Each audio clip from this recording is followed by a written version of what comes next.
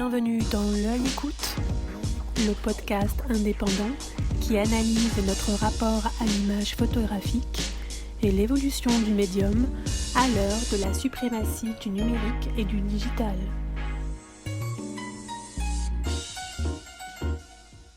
La scène photographique africaine, francophone et anglophone retient de plus en plus l'attention du public et des organisateurs de festivals. Preuve en est la place des artistes issus de ce continent présentés aux dernières rencontres d'Arles. Souvent peu connus en Europe, leur présence manifeste la vigueur de leur création, son foisonnement et la puissance des messages à transmettre, qu'il s'agisse des enjeux liés à l'égalité homme-femme ou à la persécution des minorités sexuelles dans certains pays d'Afrique. Parmi ces nouvelles générations, une voix s'élève dans l'espace francophone pour dénoncer le sort des populations homosexuelles ou LGBT. Cette voix est celle de Régis Samba-Kounzi, un artiste qui se définit comme un photographe afro-queer dont les racines traversent la France, le Congo-Brazzaville et la RDC. Une épithète qui témoigne de ses choix de vie, de son engagement dans la lutte contre le sida auprès d'Act Up Paris dans les années 2000, mais aussi du combat qu'il mène actuellement auprès des communautés LGBT en Afrique. Yannick Le Guillanton l'a rencontré à Paris pour évoquer son projet Minorité. Ces images ne documentent pas seulement son activisme, elles sont avant tout le moyen de raconter des histoires, de rendre visible la vie d'êtres confrontés de près ou de loin à la maladie et de soulever la question de l'homoparentalité. Régis Samba-Kounzi sait que l'art reste un moyen puissant de sensibiliser le monde et d'agir pour défendre une cause juste. Son parcours est celui d'un artiste dont la vie est en dialogue constant et curieux avec l'altérité.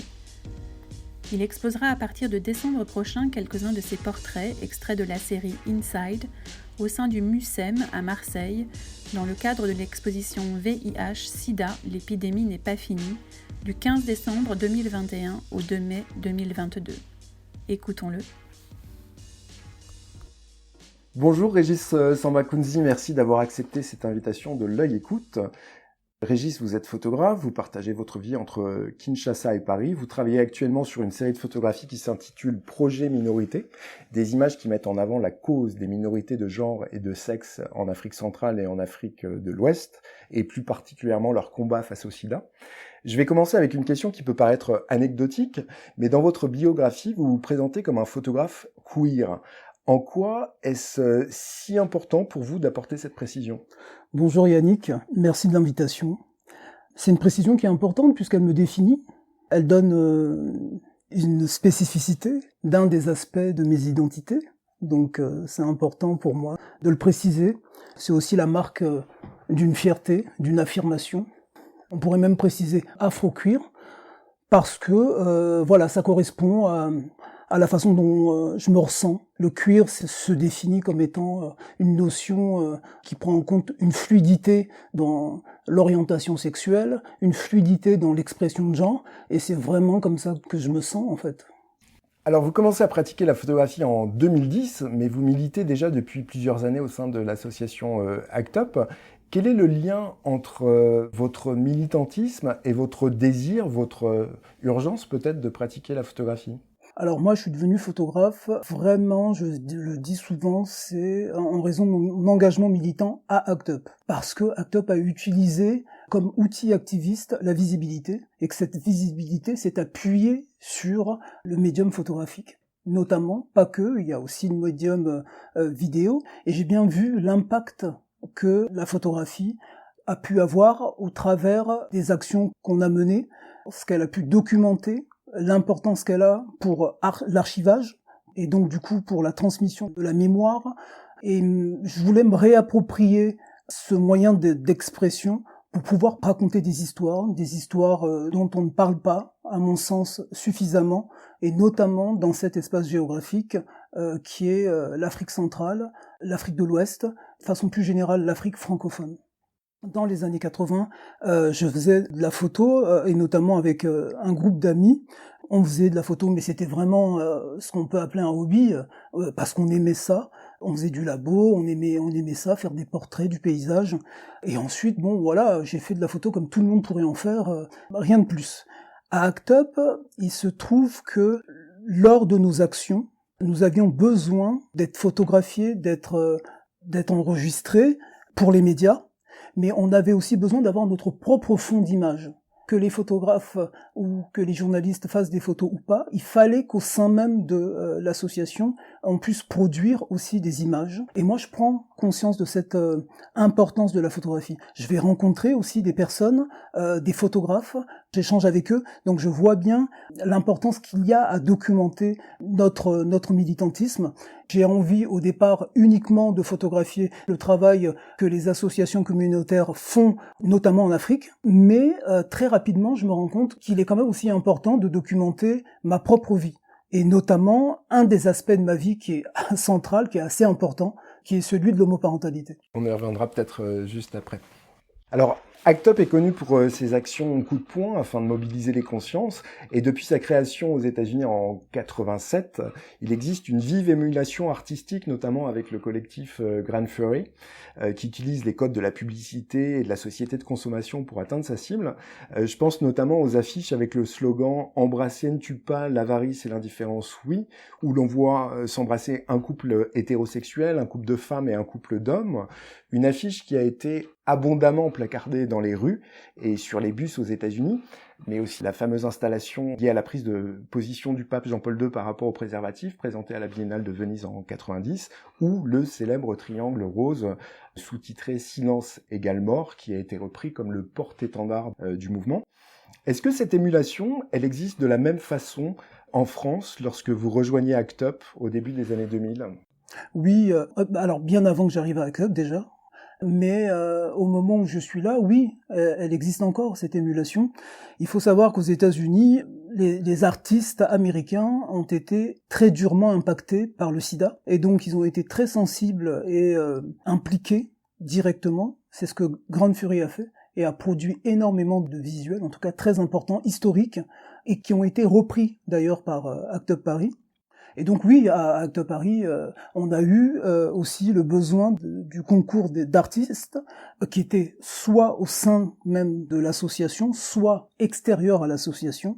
Et oui, pour calquer aussi peut-être sur la spécificité culturelle française les messages qui étaient destinés à la population. Oui et non. On aurait très bien pu aussi travailler avec des artistes américains, hein. Ça n'aurait causé absolument aucun problème, américains ou africains ou européens, enfin, pas de souci à ce niveau-là. Mais par contre, le besoin, comme ce fut le cas à ACT UP New York, d'utiliser la créativité et l'art comme un moyen puissant de pouvoir faire entendre des messages, porter des messages. Et d'ailleurs, Sarah Schulman, qui est une historienne ancienne d'ACT UP, a documenté tout ça, explique ça très bien. Et ici, en France, nous avons Elisabeth Lebovici, qui est aussi critique d'art, historienne, qui a aussi, au travers de son livre « Ce que le sida m'a fait », expliqué cela, en fait, l'importance de l'art et de l'activisme au sein de la lutte contre le sida.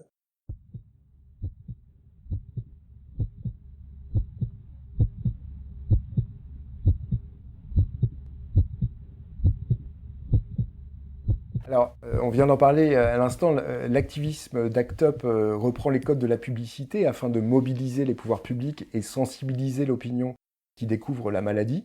Mais à contrario, il arrive aussi que la publicité se réapproprie des images d'actualité.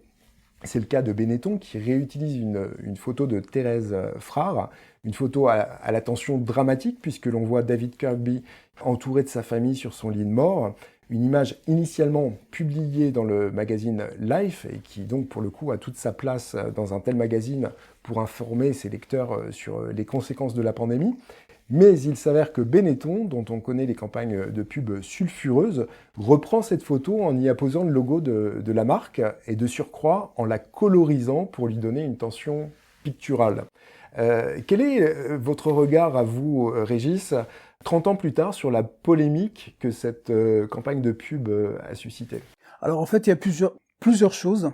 Nous, on doit à Benetton une des campagnes les plus importantes de l'histoire d'ACT UP, qui a été vraiment une consécration, celle qui a produit les images du 1er décembre 1993, avec l'encapotement de l'obélisque de la place de la Concorde par Act Up.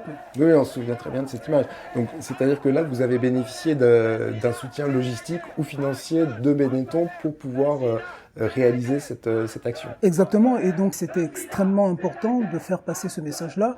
Didier Lestrade disait d'ailleurs que si cette action n'avait pas été menée par Act Up, il lui fallu que l'État le fasse, ou en tout cas d'autres le fassent, mais il n'était pas possible à cette époque-là de ne pas faire ce type d'action pour sensibiliser, pour impacter. C'est une image, ce sont des images qui ont fait le tour du monde, et donc Benetton a joué vraiment un rôle extrêmement important.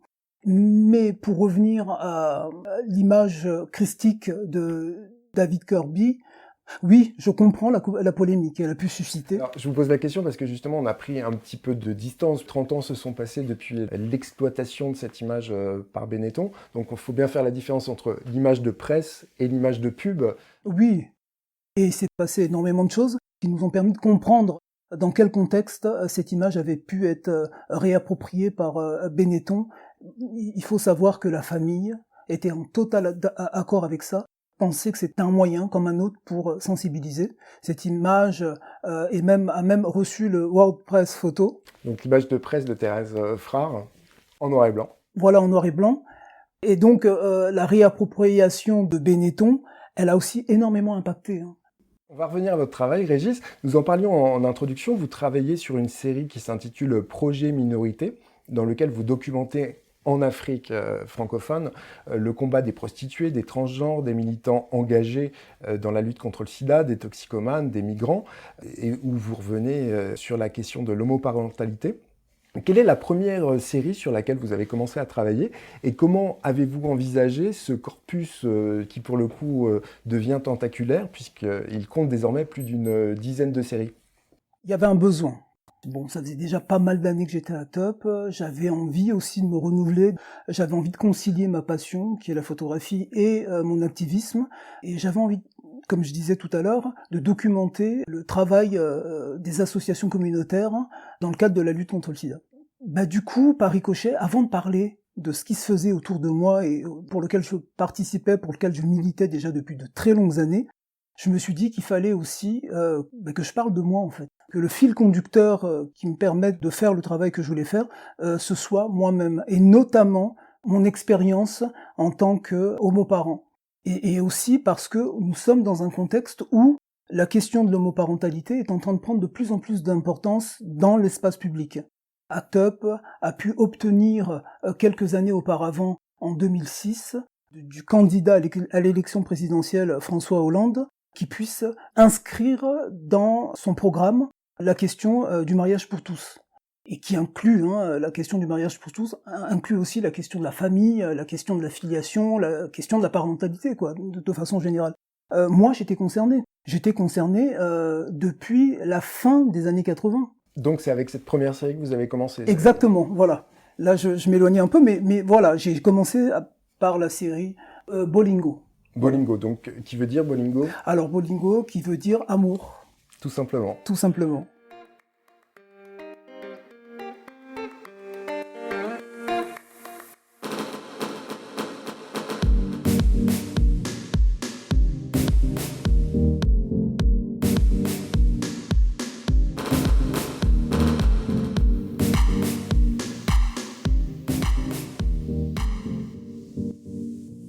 Et par la suite, les autres séries, donc cette dizaine de séries qui la complètent, elles se sont faites simultanément, c'est-à-dire que vous avez commencé à travailler parallèlement sur différents sujets en fonction des voyages que vous pouviez faire en Afrique, ou vous avez serré les choses en vous disant, voilà, je vais travailler cette fois sur la prostitution, sur le problème des migrants, sur les transgenres. Comment ça s'est passé exactement? Ça s'est fait graduellement. Donc j'ai commencé par parler de moi, et automatiquement, j'ai commencé par parler du militantisme dans lequel je m'étais inscrit, des différentes causes que j'ai pu mener. Et dans les différentes causes, à l'image de ce que Act Up a fait, c'est-à-dire s'occuper de toutes les populations touchées ou affectées par le sida, j'ai commencé à aller dans tous les sens, donc documenter avec la série Lolendo les minorités sexuelles et de genre du Congo-Kinshasa. Donc Lolendo... Qui veut dire fierté en lingala. Pourquoi le Congo-Kinshasa? C'est pas seulement parce que c'est mon pays, mais c'est aussi parce que c'est l'espace géographique dans lequel l'épidémie du sida a démarré avant de se propager dans le monde entier. Donc c'était aussi un ancrage historique. Exactement. Géographique et historique. Et géographique et historique. Et ensuite, de pouvoir aussi expliquer, faire des parallèles. Comment est-ce que cette maladie qui a débuté, on le sait maintenant, au travers des travaux de recherche qui ont été menés au début du XXe siècle, comment cette maladie est restée dans l'invisibilité pendant des décennies avant de brusquement émerger dans l'espace public en juin 1981. Il y a des tas de questionnements là auxquels j'avais envie de répondre, qui étaient des questionnements personnels, mais qui étaient aussi des questionnements collectifs, auxquels j'avais envie d'apporter des hypothèses de réflexion et faire partager cela. Et aussi raconter l'histoire des homosexuels et de façon plus générale des minorités sexuelles et de genre congolaises, mais aussi de l'espace francophone, qui sont quand même celles qui sont le plus impactées par la maladie. Pas seulement sur le continent africain, mais dans l'ensemble, partout dans le monde, y compris dans la diaspora, aux États-Unis, en Europe, aux Amériques, partout. C'est important de questionner pourquoi sommes-nous dans cette réalité? Pour le dire vite, la réponse est dans l'histoire du colonialisme. Et c'est ça que j'avais envie de questionner. Vous imbriquez toutes ces questions en une seule série, là en l'occurrence. En une seule série, et qui se regardent entre elles, entre les différentes séries, elles dialoguent en fait entre elles.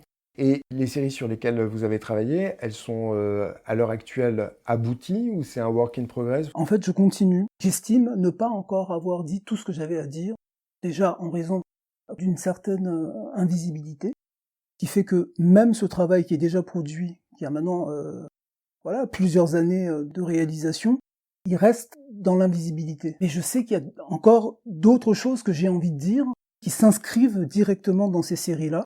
Et donc oui, ça va continuer. Alors parmi ces séries, il y en a une autre qui s'intitule Hommage et qui s'inspire de la photographie de studio. Vous faites référence à Malik Sidibé. On pourrait y ajouter aussi, y inclure Seydou Keita par exemple.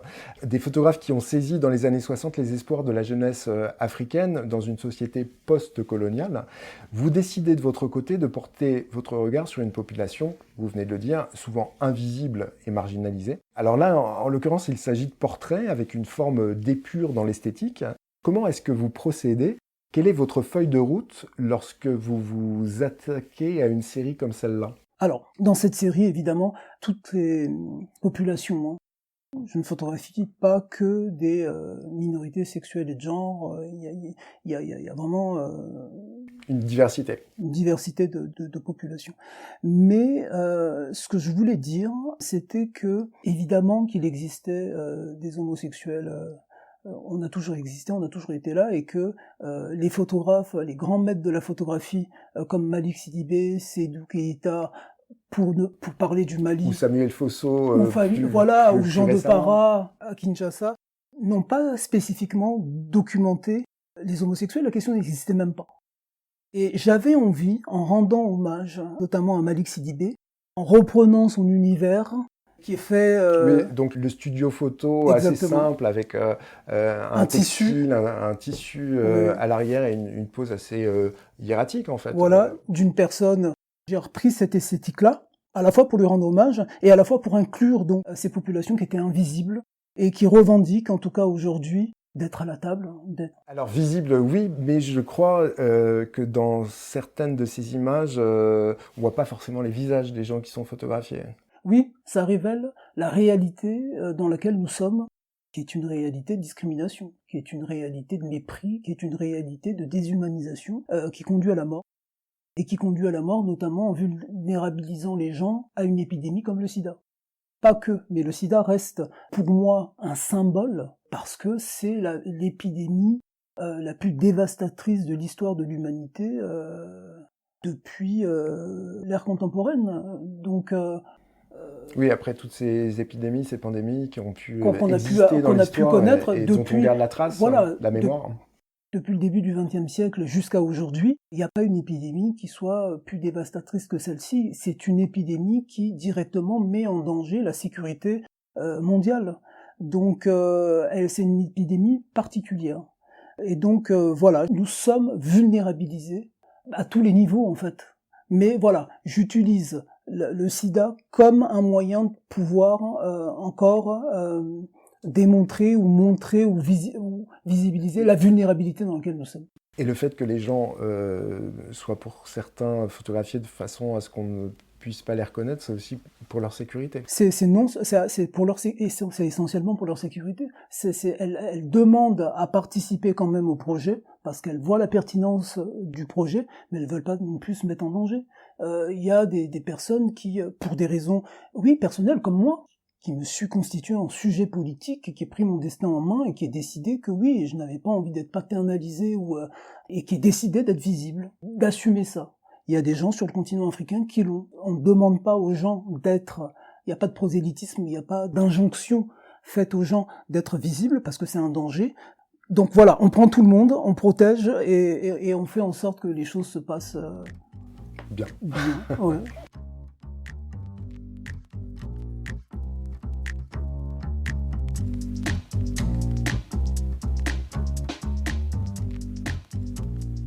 Régis, votre approche de la photo s'est faite en autodidacte, puisque vous lui rendez hommage. J'imagine que Malik Sidibé fait partie de vos modèles. Quels sont les photographes qui vous ont inspiré, qui vous ont porté ? Et dans une culture de masse, lorsque l'on revendique soi-même sa propre singularité, quels sont les modèles dont on dispose ? Alors, moi, je suis quelqu'un qui est très éclectique dans mes choix, très curieux, qui va puiser l'inspiration partout. Et dans le domaine de la photographie, évidemment, il y a eu toute une flopée de grands photographes, hommes, femmes, qui ont fait des travaux absolument exceptionnels. Et parmi eux, moi, je note August Sanders. Vraiment. Pour cet aspect documentaire. Et artistique. Vraiment. C'est vraiment la symbiose de ça.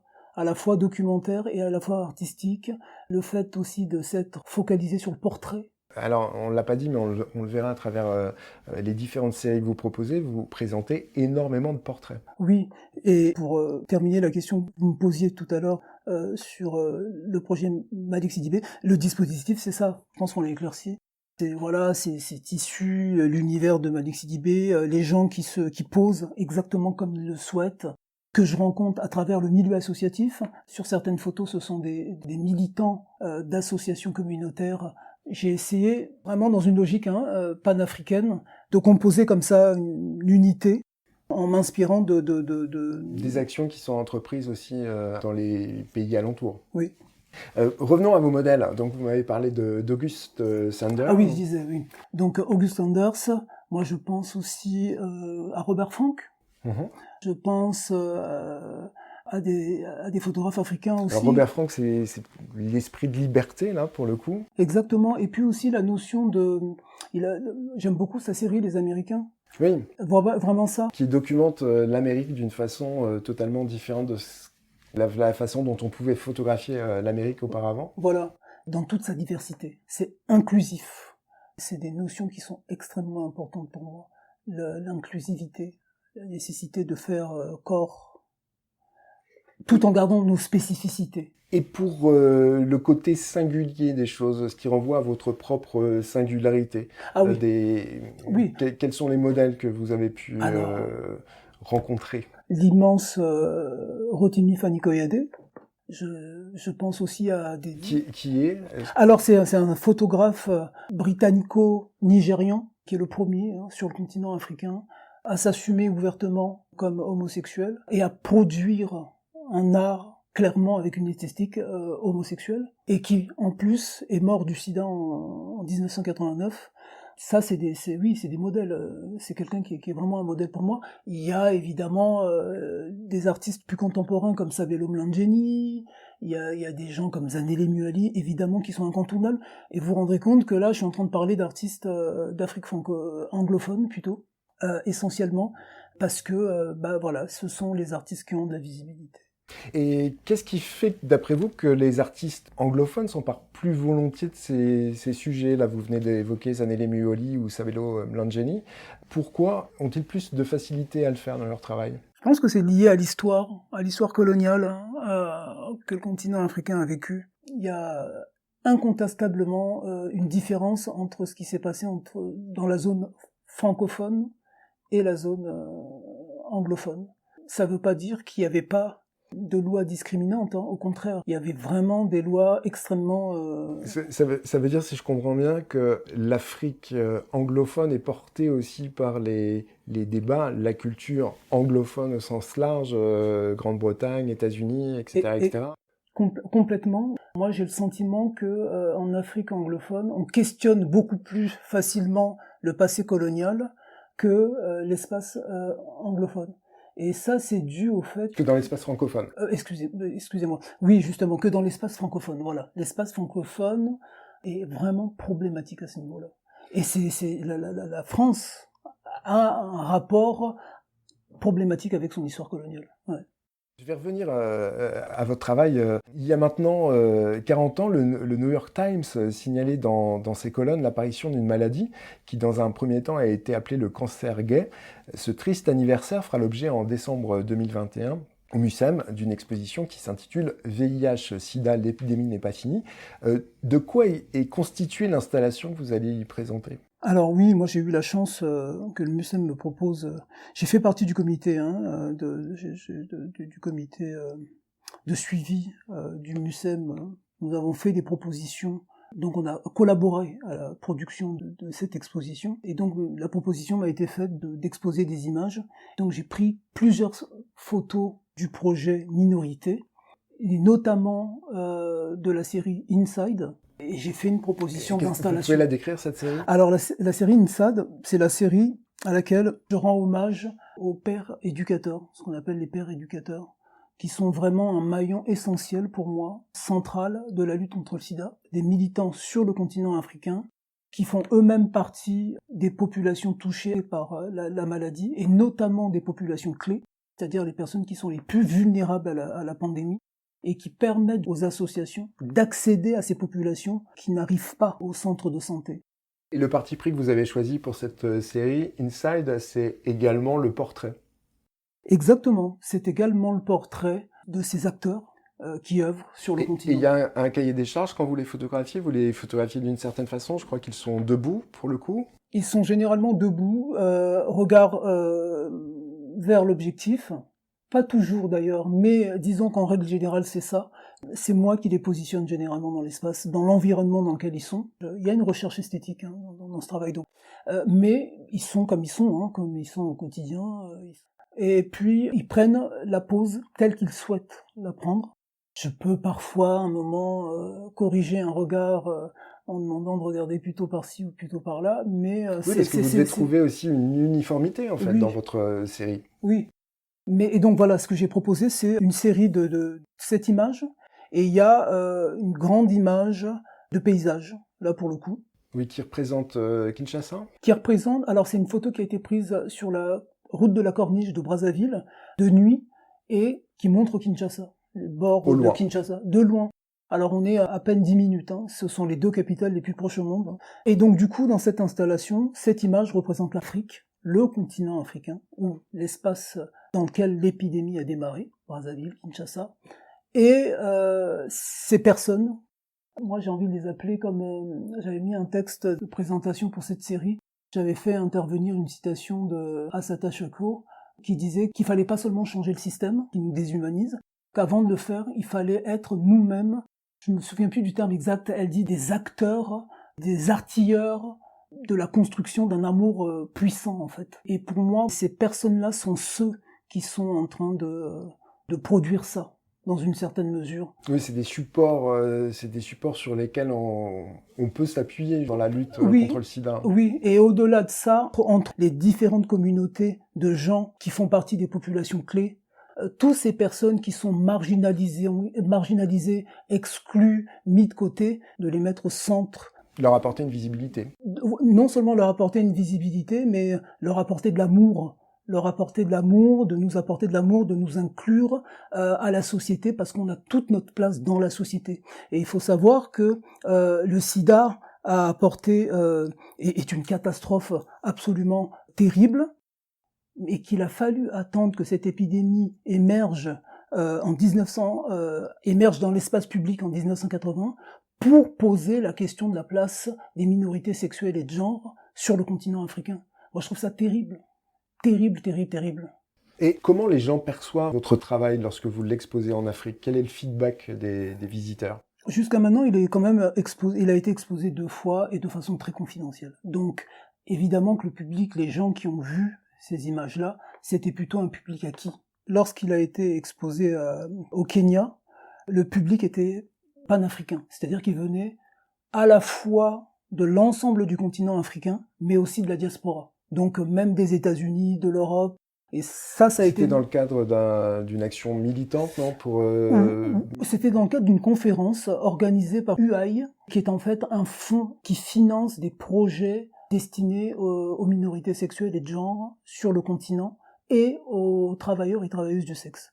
Et donc c'est un événement important et où tous les militants... Et où il y a un volet culturel aussi. Exactement, se retrouvent et sur plusieurs jours échangent, dialoguent, restituent, font du networking, et donc il y a la possibilité de faire des expositions, il y a toute une partie culturelle mise en place. Donc pour vous, à l'heure actuelle, j'imagine que vous voulez présenter votre travail plus largement en Afrique, mais l'occasion ne s'est pas encore présentée. L'occasion ne s'est pas présentée, mais par contre j'essaie d'analyser quels sont les freins. Et je pense que c'est aussi dû à la thématique, le sida. Je pense que les gens ne veulent plus en entendre parler. Mais les gens vont devoir continuer à en entendre parler, malheureusement. Le fait que je parle des minorités sexuelles et de genre, des homosexuels, ça dérange. C'est encore une question ultra taboue.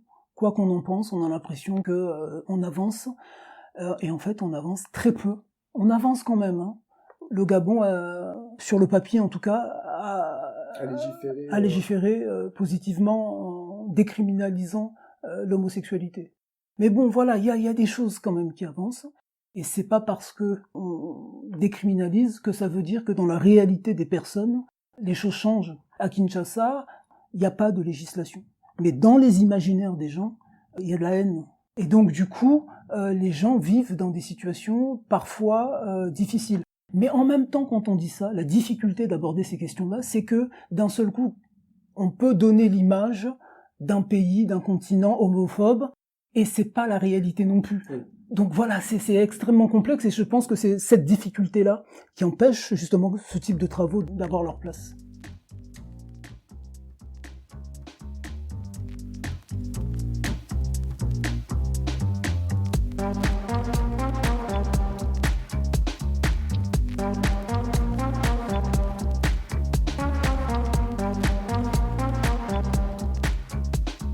Et par ailleurs, en Afrique, il y a quand même des initiatives qui sont prises pour montrer la photographie africaine et des sujets africains. Il y a la Biennale de Bamako, il y a la Market Photo Workshop qui a une galerie qui est peut-être plus destinée pour le coup aux étudiants en Afrique du Sud, il y a Lagos Photographie, enfin il y a plein de choses.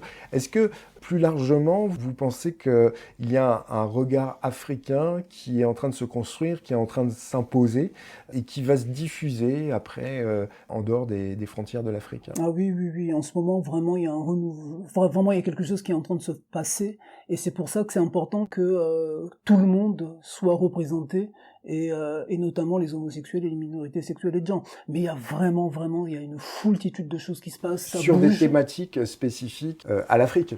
Enfin, là, on parle évidemment avec vous de votre travail sur les minorités de sexe et de genre, mais il y a une foultitude de thématiques bien extrêmement importantes. On l'a vu notamment à la dernière Biennale de Bamako, et c'est très riche. Et puis, il y a vraiment une production intéressante.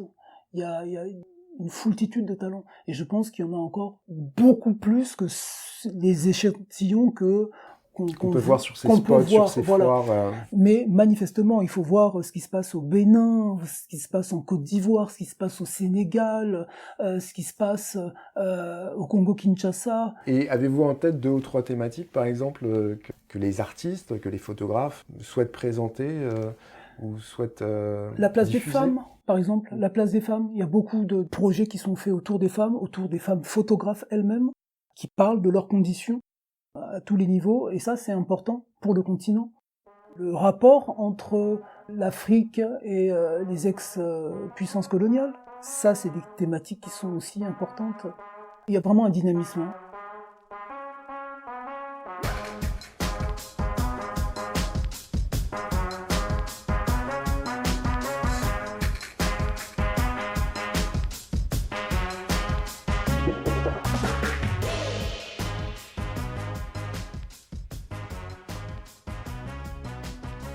notre entretien va se terminer, Régis. Et pour finir, je voudrais revenir sur une série qui pourrait peut-être paraître un peu à la marge de votre travail, qui semble plus légère, puisque pour le coup, elle prend place dans les coulisses d'une représentation de voguing, d'une danse assez spécifique dont vous allez peut-être nous dire quelques mots. Quelle est sa place dans votre projet et qu'est-ce que cette jeunesse multiculturelle qui s'empare ou au contraire d'ailleurs s'affranchit de la question du genre, elle incarne à vos yeux? Alors pour moi, c'était très important de faire cette série parce que cet espace qu'on appelle l'univers ballroom, l'univers du voguing. Ballroom, c'est quoi? C'est salle de bal? Oui. Espace de danse, quoi. Oui, et avec tout ce qu'il y a derrière, c'est-à-dire le système des maisons, avec les movers qui protégeaient, qui devenaient des espaces de protection aux États-Unis des jeunes de la communauté queer, trans, LGBT, afro. De leurs identités. La danse était un moyen d'expression. C'était un moyen d'expression et qui se retrouvait dans un univers protégé où ils pouvaient justement libérer leurs talents, s'échapper. Ça, c'est aussi quelque chose qui est arrivé des États-Unis, qui est une communauté qui a été énormément impactée et touchée par le sida. Et le lien avec mon travail, avec le projet Minorité, c'est non seulement le fait que j'aime cet univers-là, mais ça me permettait aussi de pouvoir parler des minorités afro-caribéennes, africaines, en France, françaises mais issues de l'immigration postcoloniale, et de montrer ce qu'elles sont en train de produire ici en France en termes de... C'est une sorte de syncrétisme. Exactement. C'est multigénérationnel, ils viennent de tous les milieux sociaux, de toutes les religions. C'est porteur un peu d'espoir pour vous? Pour moi, c'est la France, c'est l'image de la France. Pour moi, c'est ça, c'est la France multiculturelle, c'est cette France-là. Et donc, ils avaient toute leur place au sein de ce projet. Peut-être pour terminer, pourquoi l'art ? Parce que s'il y a une chose qui peut unir les êtres humains, je pense que c'est la beauté. Je sais plus où j'ai lu ça, mais en tout cas, c'est quelque chose auquel j'adhère totalement. Et voilà, ça s'incarne bien dans le voguing, et ça s'incarne bien dans le projet Minorité, et ça s'incarne bien dans le travail que ACT UP a fait. Et c'est aussi une forme de transmission, puisque là, ça concerne plus particulièrement la jeunesse, en l'occurrence. Complètement. C'est aussi une forme de transmission. Ce projet, il est destiné au corps subalterne, d'où qu'il soit, de l'hémisphère sud ou de l'hémisphère nord, quelles que soient les couleurs de peau, mais les corps qui subissent constamment un système déshumanisant. Et donc oui, il y a un besoin de transmettre une parole. On a fait des choses, on n'a pas gagné la bataille, on n'a pas gagné la guerre, mais on a quand même fait des choses. Et à elle de pouvoir aussi poursuivre à partir de ce que l'on a fait. Et je trouve que justement ce qui est en train de se faire, ça donne de l'espoir. Oui. Bien, merci beaucoup Régis pour le temps que vous nous avez consacré. Et en attendant la présentation de vos photos au MUSEM, j'invite les auditeurs à découvrir votre travail sur votre site internet www.regissambakunzi.com. Merci beaucoup Yannick. Au revoir.